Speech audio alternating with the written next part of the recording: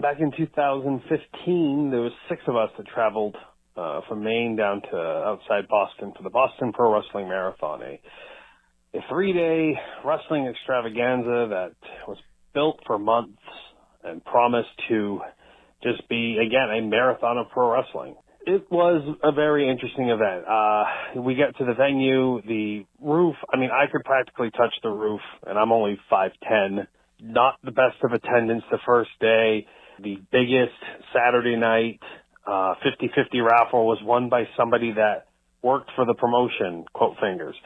Everyone likes to talk about how much of a joke it was, or travesty it was, or how carny it was, or terrible it was. Sunday was canceled. And no one told anyone Sunday was canceled. People showed up Sunday and the doors were closed with a sign on it saying they were canceled. But we had an awesome time. Just 6 of us together, traveling on the road, going to wrestling, seeing wrestling matches, meeting some of our favorite wrestlers, and making the best of the entire weekend. I guess that's it for me. Thanks. I was on that show. I was on those shows, and I believe I was only booked for Friday and Saturday, so I wasn't even supposed to be on the Sunday show, but I was well aware that it wasn't doing good. My memories from that was doing a live Art of Wrestling and having Mo from Men on a Mission on the actual podcast. He was kind of the breakout star of the podcast unintentionally. He was kind of Virgiling around there, and but I liked having him on, and I think we did a rap. It was one of my favorite live Art of Wrestling. Biff Busick was on that one too, who is now Oni Larkin, and he shared some fun stories too. I also wrestled Chris Hero.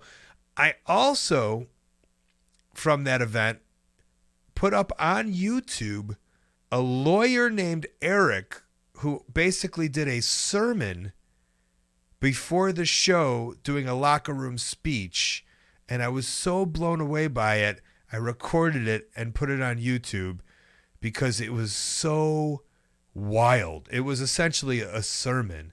So I put this one on the air because, first of all, promoters or fans get an idea in their head of what is going to be a huge show, something big, and that's 3 days in Boston, playing off the Boston Marathon, all of these names, and there were a lot of names, and there was a lot of talent, but sometimes the stuff just doesn't click.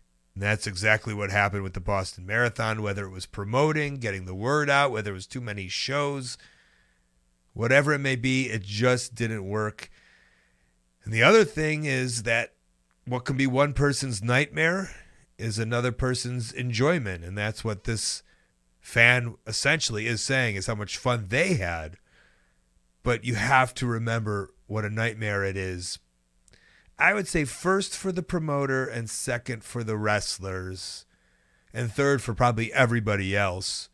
A lot of those wrestlers are depending maybe on those paydays, especially at that time in my career as an independent wrestler, especially. I was depending on every single show for all of the money from the shows coming into one giant pot to make up my gross income. And if you start shaving away, then there goes some of the money from your whole yearly income. And that's how it works as an independent contractor. So you do feel for those wrestlers. But also you got to feel for the promoters. In their head, they're assuming this is going to be a huge success. It's going to be a yearly thing, an annual thing. And sometimes you just don't win as a wrestling promoter. I believe I got my money from that event. I think I recall the promoter trying to bounce some PayPal stuff, but I stayed strong in my position. I remember I did get my money. But I know there were a lot that did not. And that's just one of the stories that comes with the territory. Hey, thanks for watching. That call was part of a whole podcast called Wrestling Anonymous. Listen to the whole thing weekly. Wherever you listen to your podcast, go subscribe. While you're at it, subscribe right here on YouTube to Colt Cabana's channel. Thank you.